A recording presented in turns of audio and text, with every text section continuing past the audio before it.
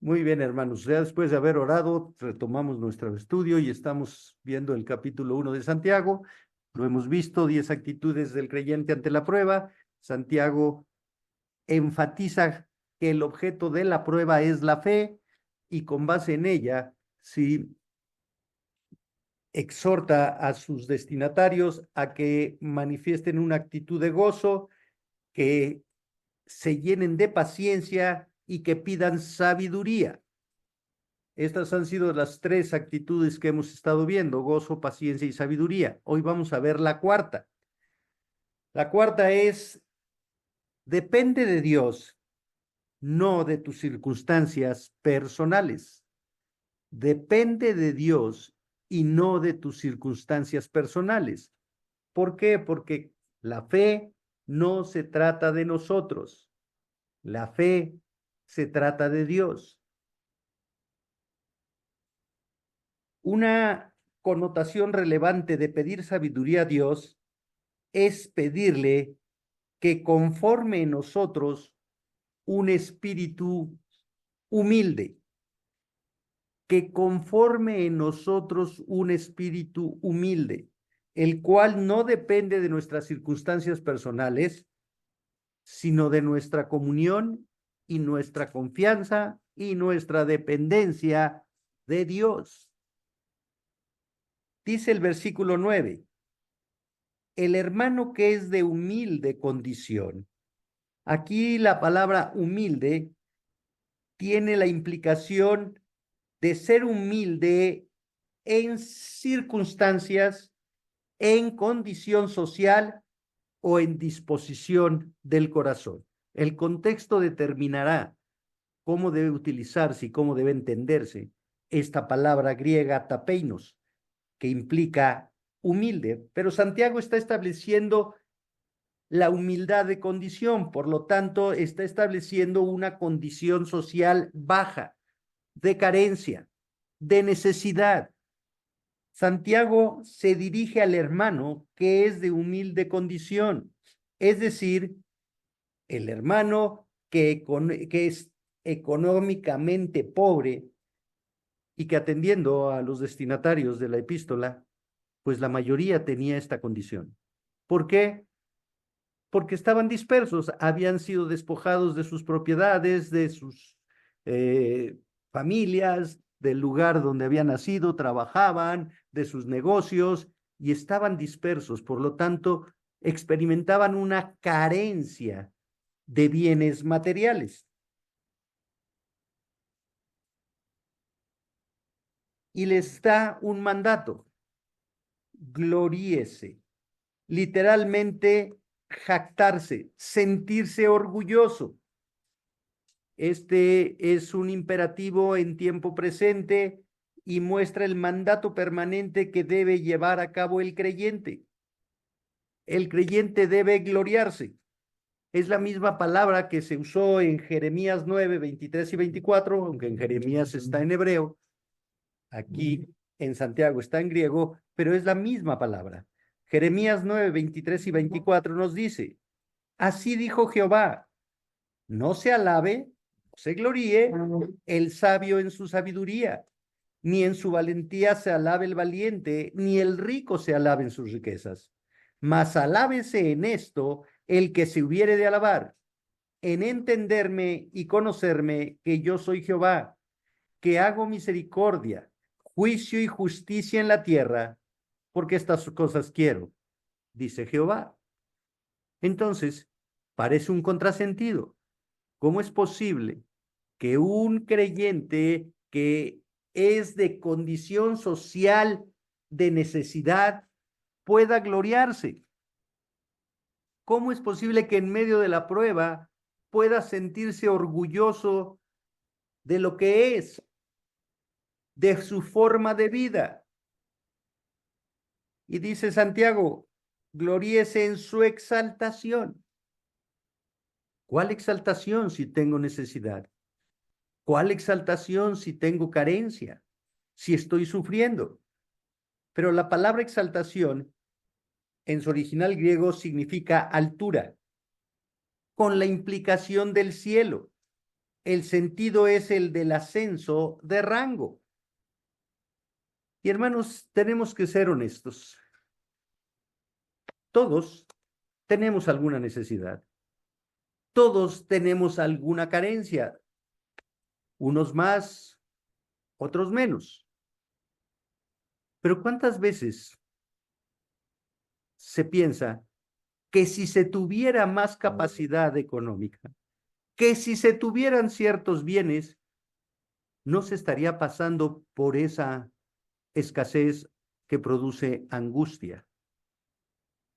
Y entonces el hombre natural piensa eso. Si yo tuviera dinero, tal vez no estaría viviendo esta situación, o estaría viviendo en otro lugar, en otras circunstancias, o estaría en otra casa, tendría otras cosas, y entonces mi vida podría ser mejor, más segura, más cómoda. El problema es que no solo el hombre natural muchas veces piensa y declara esto.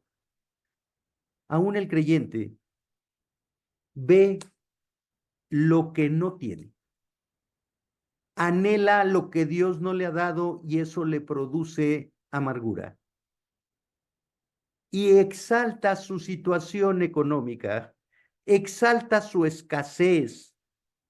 Pero Santiago está diciendo que no debe exaltar su cartera, debe exaltar su posición. Santiago refiere a una legítima forma de enorgullecerse que aún los creyentes más desamparados tienen: ser hijos de Dios. La exaltación no es en la cartera, no es en el modo de vida, no es en el tamaño de la casa, no es en los bienes materiales. La exaltación es en ser hijo de Dios. La exaltación está centrada en Dios y en su obra, no en nosotros, ni en nuestra carencia, ni en nuestra humildad de soportar esas carencias o esa escasez, sino en Dios y en su obra. La obra de Dios conlleva al creyente a reconocer la gracia de Dios. Y la gracia de Dios hace humilde el corazón del creyente. La gracia de Dios revela la incapacidad del creyente para ser de la familia de Dios. La gracia de Dios quita la condenación eterna, cancela la deuda y da una justicia que no es merecida. Entonces, el corazón regenerado, lo único que puede ofrecerle a Dios es ser humilde. Señor, no merezco nada de lo que tengo, no merezco llamarme hijo tuyo. ¿Recuerdan la parábola del hijo pródigo?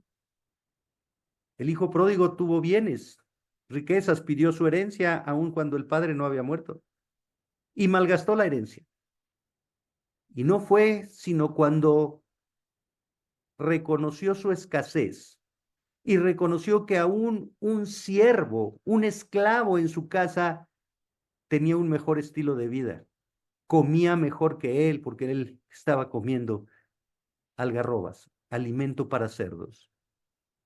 Y entonces fue movido a un genuino arrepentimiento. Iré a casa de mi padre y le diré: he pecado contra el cielo y contra ti. No merezco que me llames hijo, no merezco que me trates como un hijo. ¿Qué hubo ahí? Un reconocimiento de su pecado, un reconocimiento a la gracia del Padre y un corazón humilde. Se exaltó en llamarle Padre a su progenitor. Hermanos, ¿cuántas veces nos jactamos de que somos creyentes, de que somos salvos, de la iglesia en la que estamos, de lo que sabemos, de lo que escuchamos? Pero nuestro corazón no es humilde delante de Dios. Nos seguimos quejando de lo que no tenemos. Seguimos luchando y priorizando aquello que queremos y que Dios no nos ha concedido, pero no reflexionamos en la posición que tenemos. La gracia de Dios nos lleva a la presencia de Dios. No importa las circunstancias personales. Nada nos separa de estar en la presencia de Dios. Y ese es el énfasis de lo que Santiago está diciendo. Sus destinatarios han sido despojados de su tierra, de sus bienes, pero no de su calidad de hijo de Dios. Jesús en el Sermón del Monte expresó: bienaventurados, dichosos, felices, los pobres en espíritu, porque de ellos es el reino de los cielos. Y aquí hay un contraste. Solo podrán tener o participar o ser súbditos del reino los que son pobres, los que se reconocen pobres espiritualmente. Y en la pobreza no hay jactancia. En la pobreza de espíritu hay agradecimiento a Dios. No queja, agradecimiento. El creyente que tiene necesidades en esta vida puede aceptar esa escasez temporal porque tiene una herencia divina que es eterna y segura. Así lo dijo Pedro: bendito el Dios y Padre de nuestro Señor Jesucristo, que según su grande misericordia nos hizo renacer. Ahí está la vida nueva, ahí está la salvación, para una esperanza viva por la resurrección de Jesucristo. Jesucristo es nuestra esperanza viva, para una herencia incorruptible, incontaminada e inmarcesible. Incorruptible apunta a la pureza de la herencia. Inmarcesible, siempre floreciente, no se marchita, reservada en los cielos para vosotros, que sois guardados por el poder de Dios mediante la fe, para alcanzar la salvación que está preparada para ser manifestada en el tiempo postrero, en lo cual vosotros os alegráis, aunque ahora por un poco de tiempo, si es necesario, tengáis que ser afligidos en diversas pruebas. Primera de Pedro 1, del 3 al 6. Si nos vamos a sentir orgullosos de algo, es de la obra de Jesucristo. Es de la esperanza viva de encontrarnos con Él. Es de entender que tenemos una herencia segura, que no es aquí en la tierra, que es en el cielo. Y esa esperanza segura fortalece al creyente a confiar en Dios y a depender de Dios y no de Él ni de sus circunstancias personales. Pablo, escribiéndole a los romanos en el capítulo 8, versículos 16 al 18, expresó: el Espíritu mismo da testimonio a nuestro espíritu de que somos hijos de Dios, y si hijos, también herederos, herederos de Dios y coherederos con Cristo, si es que padecemos juntamente con Él, para que juntamente con Él seamos glorificados.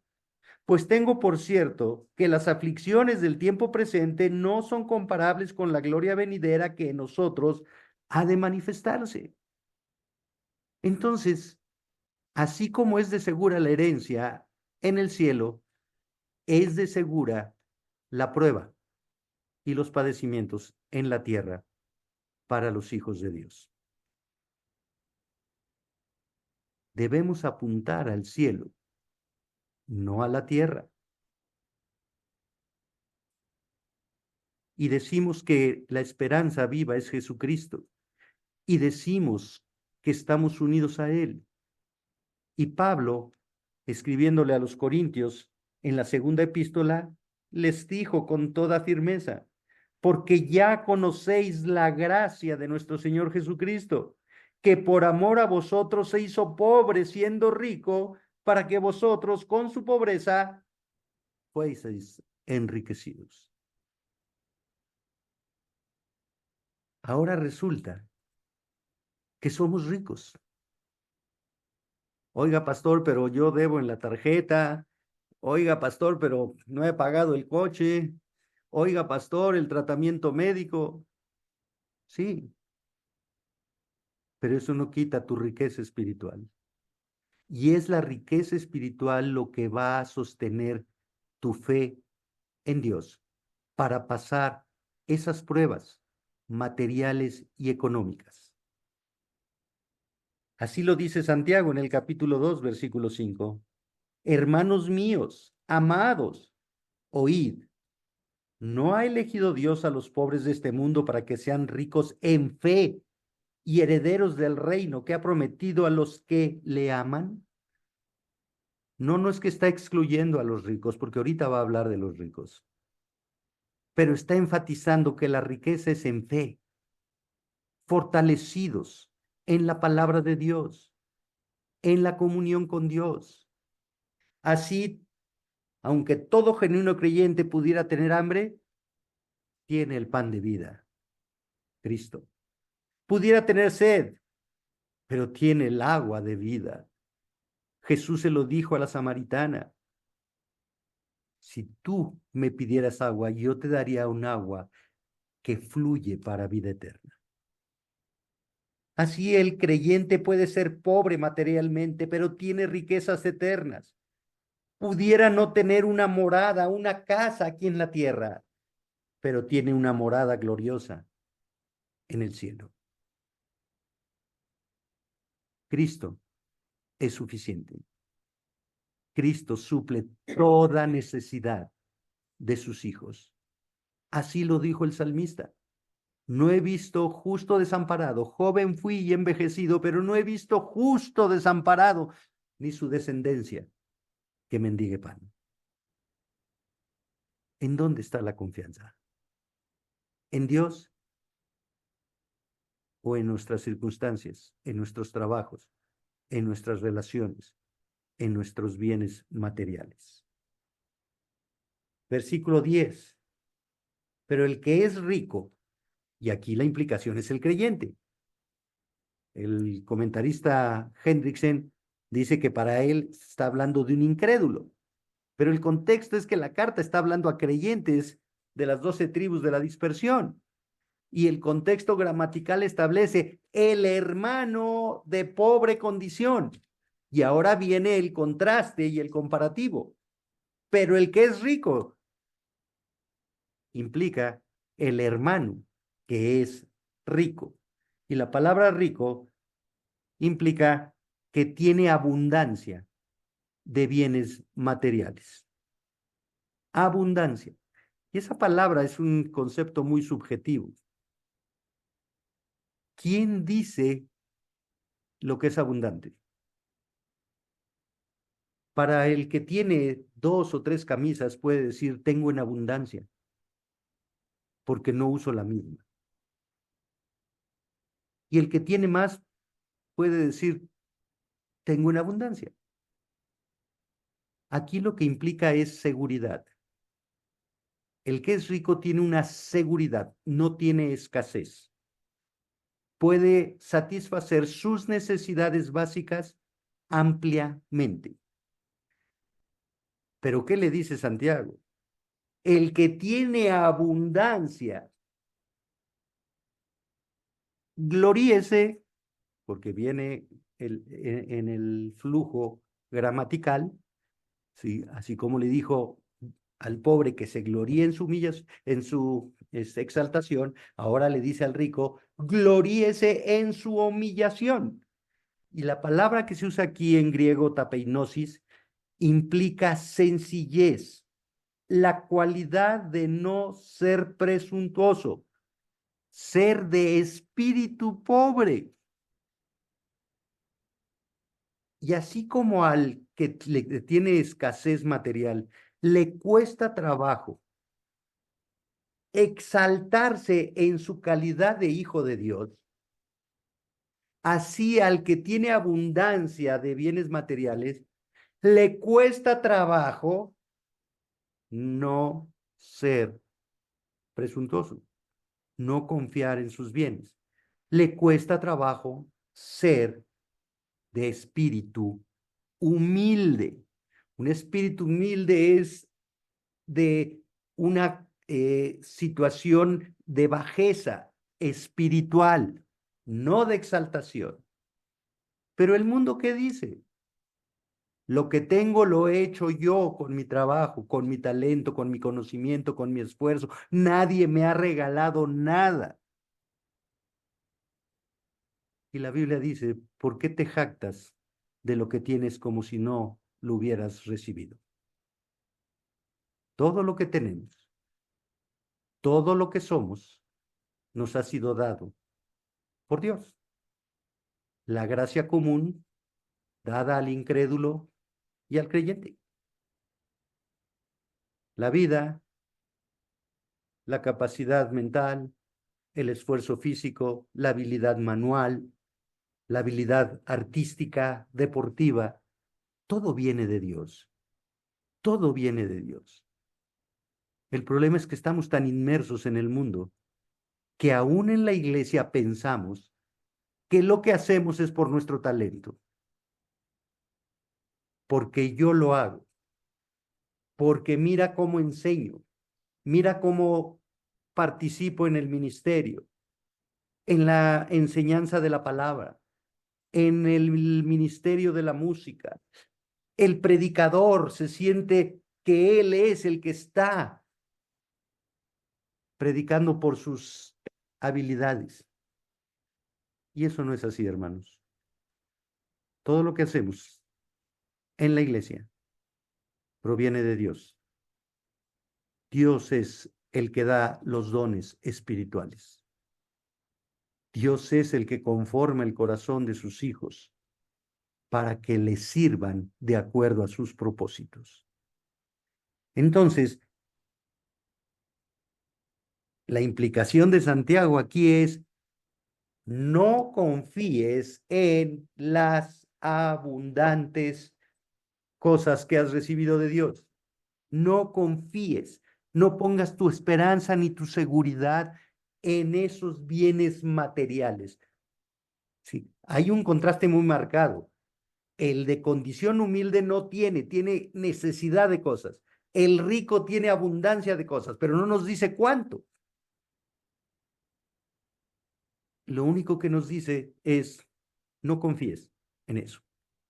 Salomón, el hombre más rico del mundo, escribió en Eclesiastés que las muchas riquezas no dejan dormir al rico. En cambio, el pobre duerme sin ningún problema. Duerme sin ningún problema. Rockefeller algún día dijo que no le dejaba dormir todos los millones que él tenía. En el capítulo 5 de Eclesiastés, Salomón dijo que veía un mal debajo del cielo, el del hombre que tenía muchos bienes, porque cuando aumentan los bienes, aumentan los que les consumen. Y en el capítulo 6 dice que el hombre que se esforzó por ganar dinero y acumular bienes, no va a disfrutar de eso, sino que lo van a disfrutar gente que él ni siquiera conoce, ni conocerá. La Biblia dice que raíz de todos los males es el amor al dinero. El dinero en sí no es malo. Lo malo es poner el amor, la confianza, la seguridad, la esperanza en el dinero. Pensar que teniendo dinero se pueden resolver los problemas. No, eso es una mentira. Santiago, regresando a Santiago, agrega en el versículo 10, porque él pasará como la flor de la hierba. ¿Quién es él? El rico, el que tiene abundancia. Y Santiago expresa aquí una condición de temporalidad. Él pasará, él dejará de ser, él va a desaparecer, y da un comparativo, como la flor de la hierba. Santiago establece esta temporalidad. ¿Cómo es la flor de la hierba? Nace, crece y muere. Dura un breve verano y después desaparece. Por lo tanto, compara al rico con sus posesiones como la flor de la hierba. Y cita a Isaías 40: toda carne es como hierba, y toda la gloria del hombre como flor de la hierba. la hierba se seca y la flor se cae. Versículo 11. Porque cuando sale el sol con calor abrasador, la hierba se seca, su flor se cae y perece su hermosa apariencia. Así también se marchitará el rico en todas sus empresas. De la misma manera que sucede en la naturaleza, en la flor de la hierba, el rico se va a marchitar. La implicación es, se va a consumir y va a desaparecer junto con todas sus empresas. Y aun cuando empresas apunta a actividad negocios, la implicación es estilo de vida. El rico se va a marchitar con su estilo de vida y va a desaparecer. La riqueza de este mundo se marchitará, pero el rico también se marchitará. Si ponemos nuestra vida y nuestra identidad en las cosas que se marchitan, entonces también nosotros nos marchitaremos. ¿Cuánto mejor será poner nuestras vidas y nuestra identidad en las cosas que nunca se marchitarán? Y la Escritura dice, trabajar no por la comida que perece, sino por la que permanece para vida eterna. Esforcémonos en hacer riquezas en el cielo, donde no hay ladrón y donde el orín no corrompe ni echa a perder. Miremos a la eternidad, no aquí. A no ser que tengan riquezas en el alma, los hombres descienden al sepulcro con las manos vacías. Jesús nos ordena recordar que la vida del hombre no consiste en la abundancia de los bienes que posee. Si un hombre es solamente rico en este mundo, cuando muera dejará su riqueza. Pero si un hombre es rico ante Dios, cuando muera, irá a sus riquezas. Como los hombres naturales, sin Dios, aún los creyentes, tenemos una tendencia natural a confiar en las cosas materiales.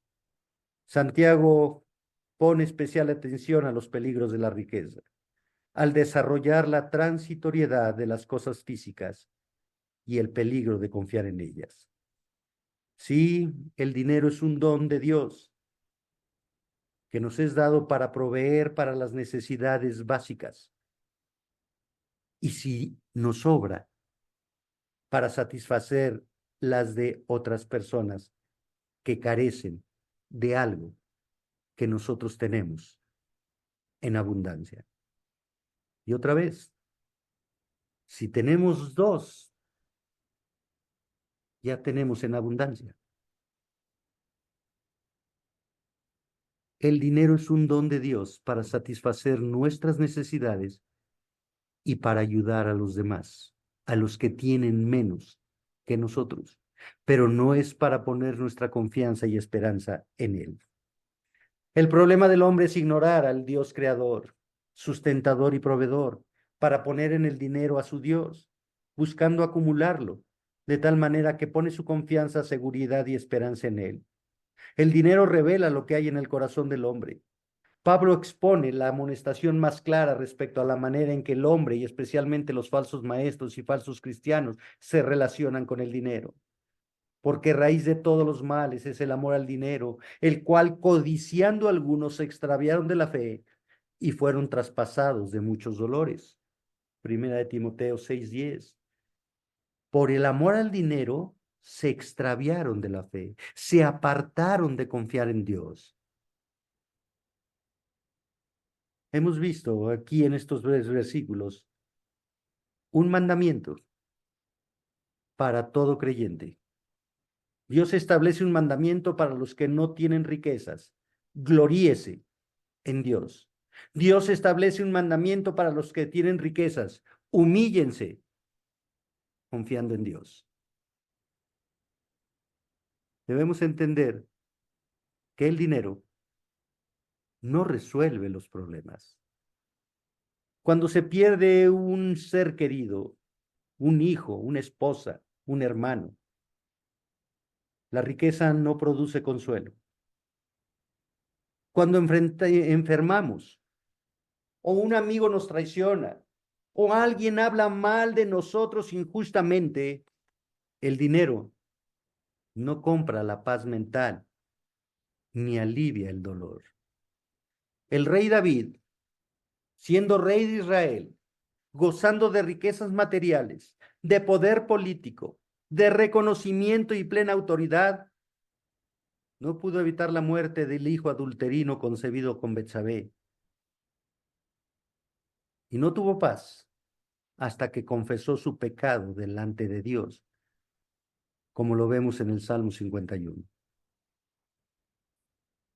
Al llegar a este punto, podemos ver que no importa nuestras circunstancias personales. Los ricos y los pobres son exactamente iguales. Ni los bienes materiales ni la falta de ellos es de consecuencia fundamental alguna. Lo importante es una relación de confianza con el Señor, que da en abundancia a todos sus hijos la riqueza espiritual, que nunca disminuirá ni dejará de satisfacer.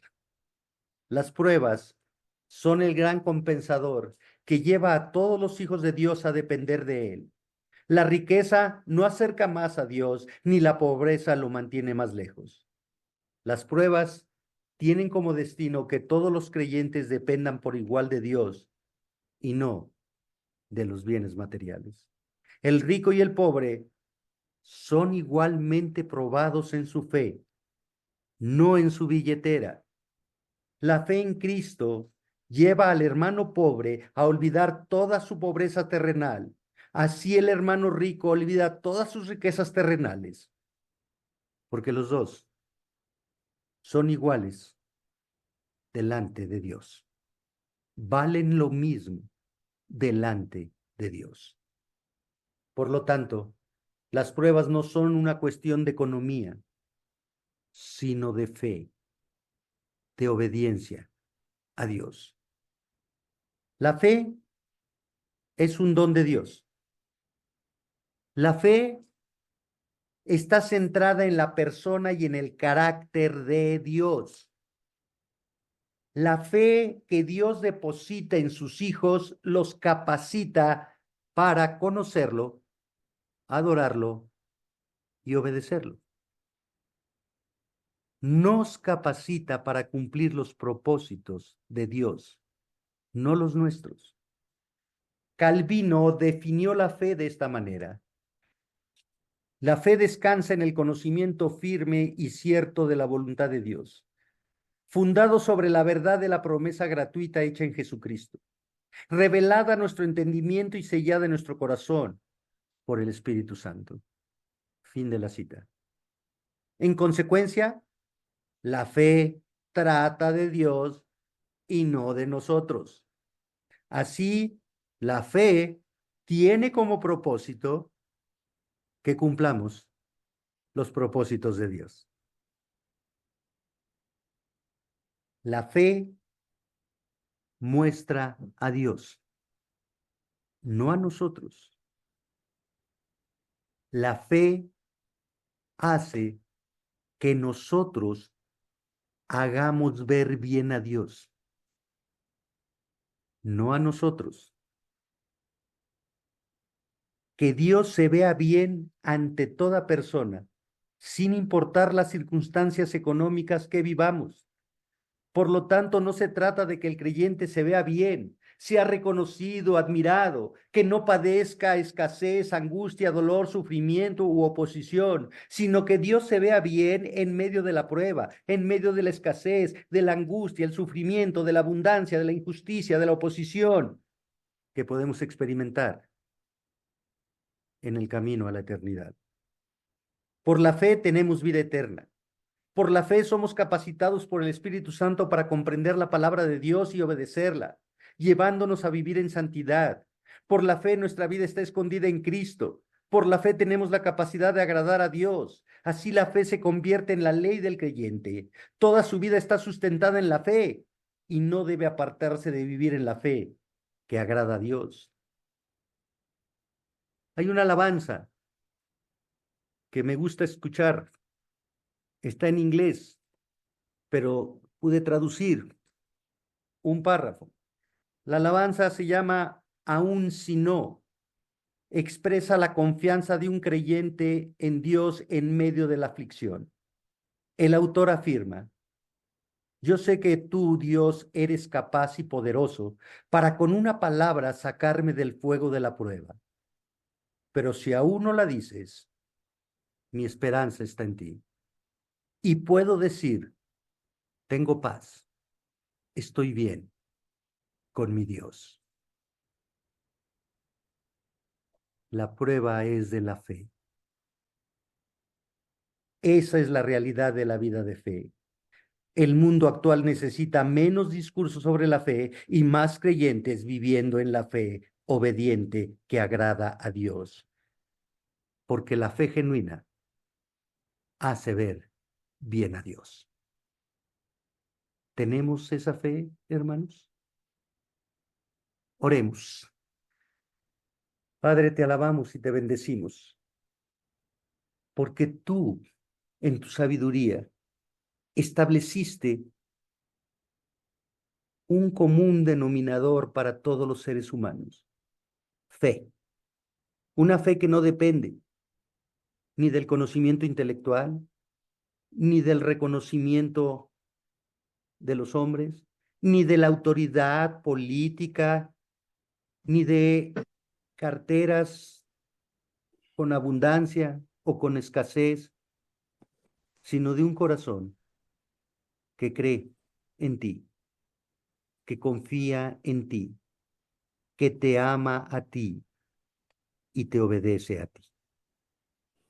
Señor, todos tenemos pruebas, todos tenemos escasez, no solo de bienes materiales, tenemos escasez de sabiduría, tenemos escasez de compromiso, tenemos escasez de integridad, tenemos escasez de obediencia.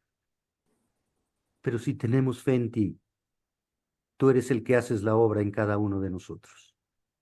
Hoy hemos aprendido que la fe es un regalo tuyo, nos los has dado por gracia, y que esa fe nos capacita para hacer tu voluntad, sin importar las circunstancias favorables o desfavorables a los ojos de los hombres, porque ricos y pobres, sabios y necios, son iguales delante de ti, si han creído en Jesucristo como su Señor y Salvador. Señor, cada día nuestra fe es probada. Obedecemos tu palabra o hacemos nuestra voluntad. Señor, que nos presentemos delante de ti como siervos aprobados, que usamos bien tu palabra de verdad. Y que la gente pueda ver en nosotros esa fe que honra tu nombre. Es en Cristo, el autor y consumador de la fe, en quien te lo pido. Amén. Muy bien, hermanos, si hay comentarios, preguntas, adelante, abran sus micrófonos.